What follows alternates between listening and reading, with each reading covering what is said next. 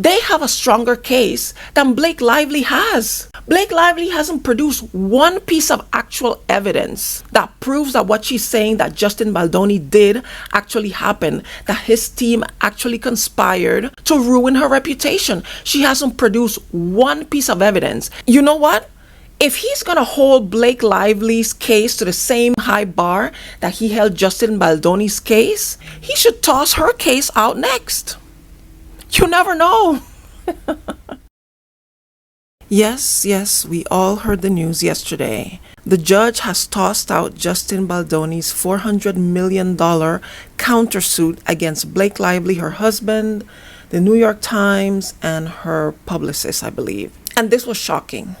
It was shocking to me because the explanation the judge gave as to why he decided to dismiss this case, it didn't make sense to me. And I am not a lawyer.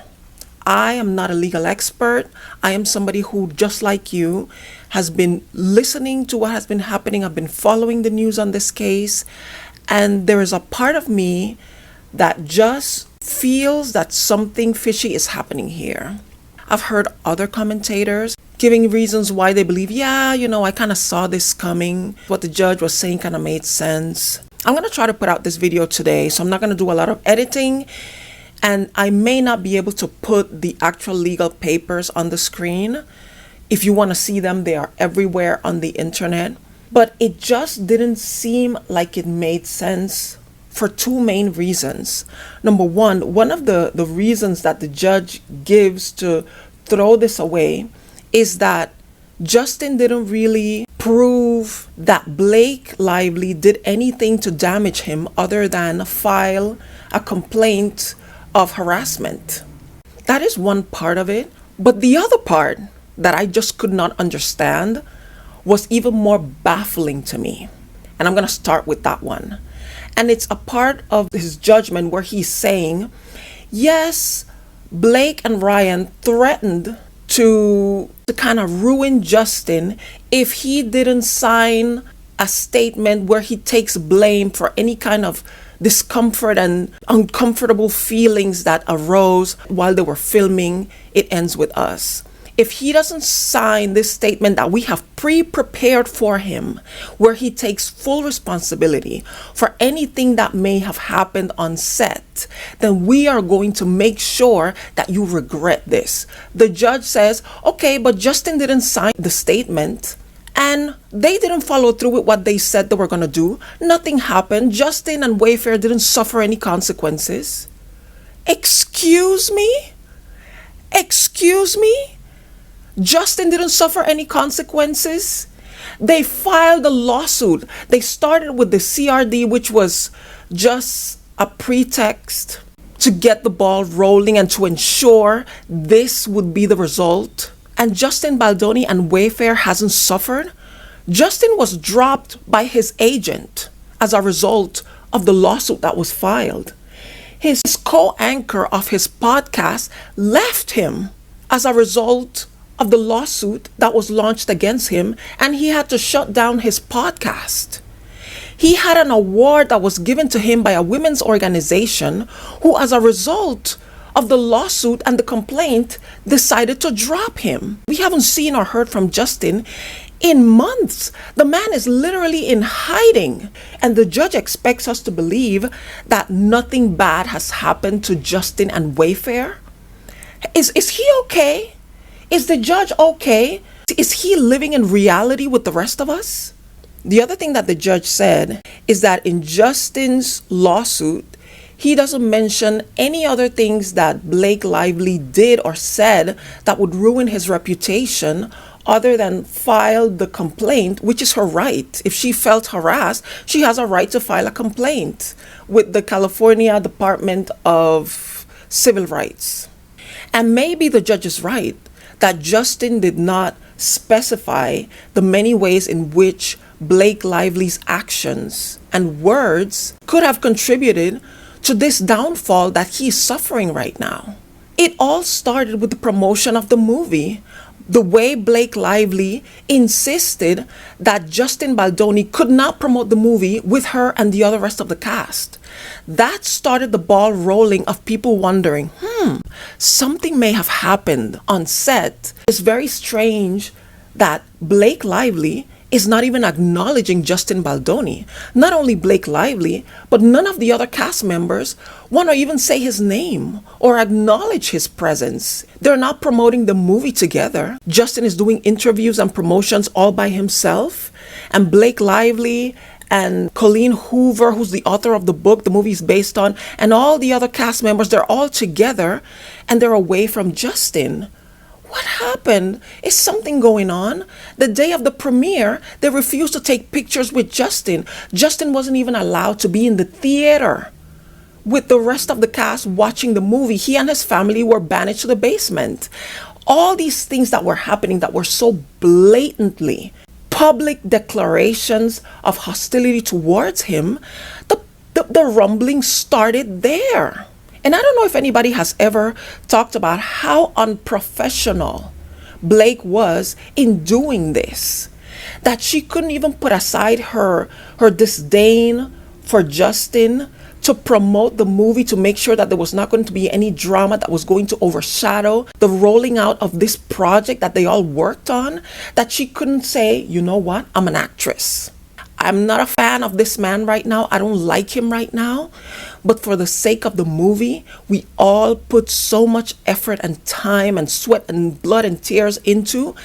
I'm going to put aside my feelings and I'm going to make sure that we all put on a happy face and a united front and we promote this movie the way it has to be promoted so that it can be the big success that it was supposed to be from the beginning. She couldn't even do that. It's not that she couldn't do it. She did it on purpose. She did it on purpose because she knew it was going to generate chatter. She got the cast on her side. And I don't know if during this time of discovery, Justin and his lawyers have requested to see communications between Blake and the rest of the cast, because this is material evidence of a campaign against him. They had to have known that by pushing him aside, they were making him look bad. And if Justin is trying to prove that she was the one who engaged in a campaign of discrediting him and trying to ruin his reputation, they need to start from there, from the time when the movie was being promoted and he was being pushed to the side. That was a very public shaming tactic that was sending a message to the public. Hey, we don't like him. He did something bad. And Justin needs to subpoena and interview the other cast members and ask them, what did Justin did to you personally that made you feel this way about him? The actress that plays young Lily Bloom, the character played by Blake Lively, the girl who played her younger self, when they wrapped filming, she sent a very public, very effusive, loving message to Justin Baldoni, telling him that she enjoyed making the movie with him, that it was a safe place, the set felt safe, that she felt protected and respected, and that she loved working with him. But once she started hanging out with Blake Lively, suddenly she stopped following him and she stopped acknowledging him. What changed?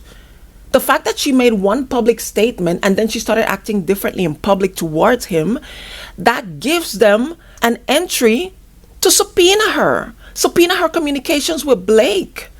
Sit her down, have her sit down under oath and tell us, why did you unfollow him? Why did you stop talking about him? Was it something that you went through?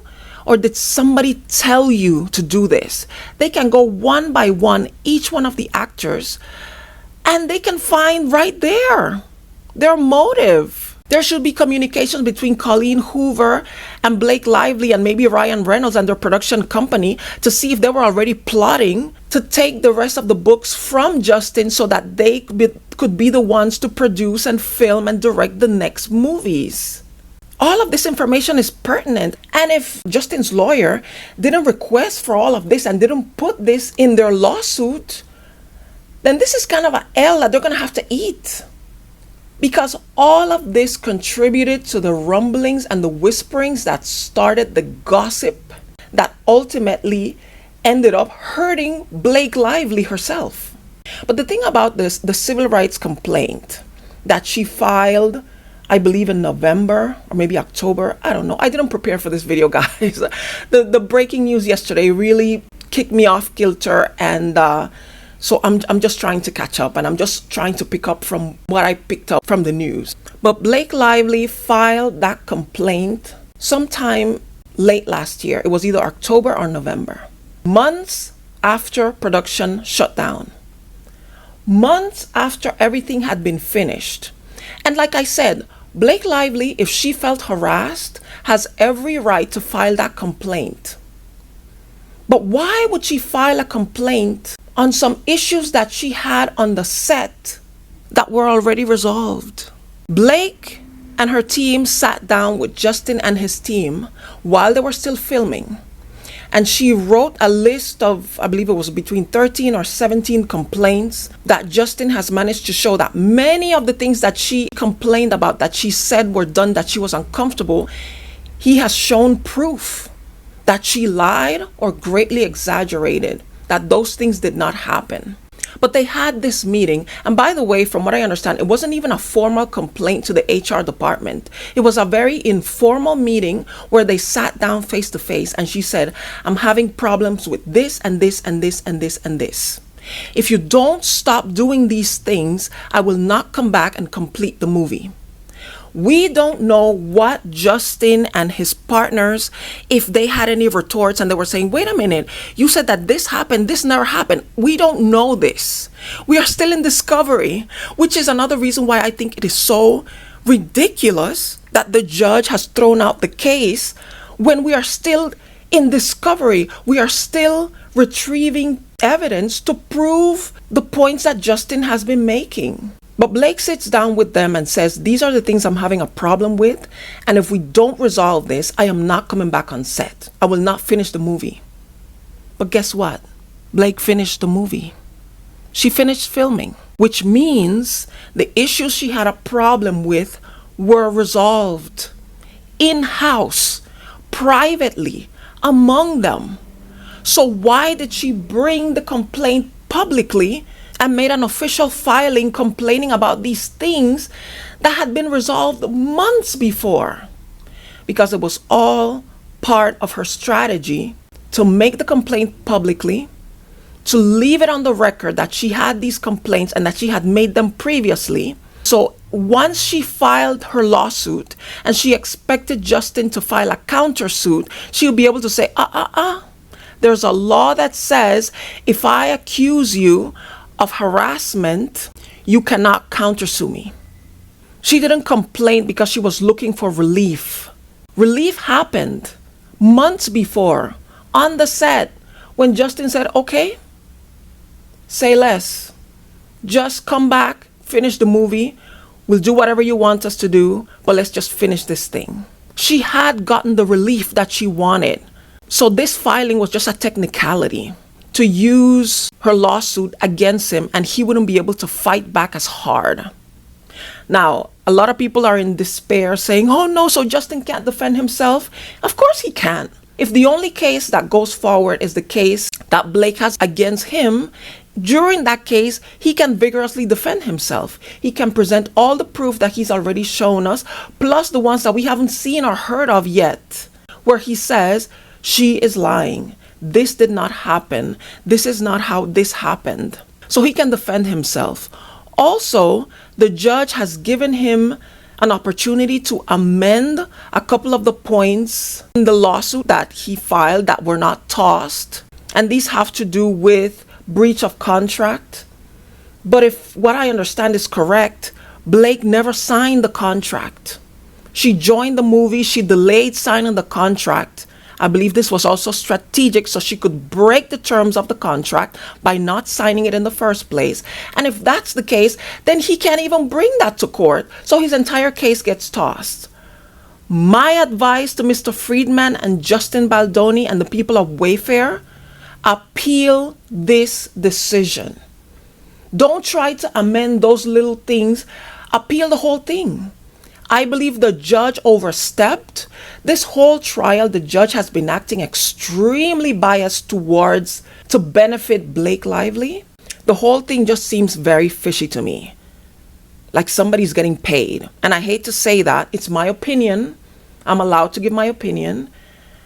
But it just sounds ridiculous. I don't know. I really believe that they need to appeal the whole thing and start over. And add the things in the new lawsuit that the judge says were lacking. Appeal and start over. Because you have a strong case. They have a stronger case than Blake Lively has. Blake Lively hasn't produced one piece of actual evidence that proves that what she's saying that Justin Baldoni did actually happened, that his team actually conspired to ruin her reputation. She hasn't produced one piece of evidence. And it seems to me that the judge seems to have a very high bar for Justin and a very low bar for Blake Lively, which makes me think, did money exchange hands? I'm asking questions here because none of this makes sense. But it's not over. The case still moves forward. The problem is now it's in Blake's hands if it gets settled or not, if it gets tossed or not. At this point, like I said, I don't believe under any circumstances that this is going to go to court. If the two cases were still pending, she could drop her case, but Justin could still have his case open. And he's like, no, we're going to court, sis. You may have dropped your situation, but I still want to go forward with mine. Now he doesn't have that leverage because if they toss everything out, then it's just a matter of if Blake wants to toss it or not, and she's going to toss it. Because let me tell you something, the public is on his side. When you read the comments, every time you see an article about this, people are so angry at Blake right now that I almost think that it would be better for Blake to lose the case because then she could get some sympathy. Because right now, this hollow victory that she got, it's making people hate her even more. This is not going to produce the results that Blake is hoping for. It's not over, guys. It's not over, and it's getting worse for Blake. So when I said that they're going to settle, she's getting ready to settle, especially now that the judge tossed her emotional distress claim. That was the meat and potatoes of her case. So, you know what? If he's going to hold Blake Lively's case to the same bar, to the same high bar that he held Justin Baldoni's case, he should toss her case out next. You never know. But let's just keep on watching. Let's keep on watching. So let me know what you think about this. Thank you so much for watching. Please subscribe to my channel if you'd like to see me do more commentary. If you enjoyed this, please give it a like. Please share it with others if you think it was interesting. Leave a comment. Let me know what you think about all of this. Once again, thank you for watching, and hopefully I will see you in the next one.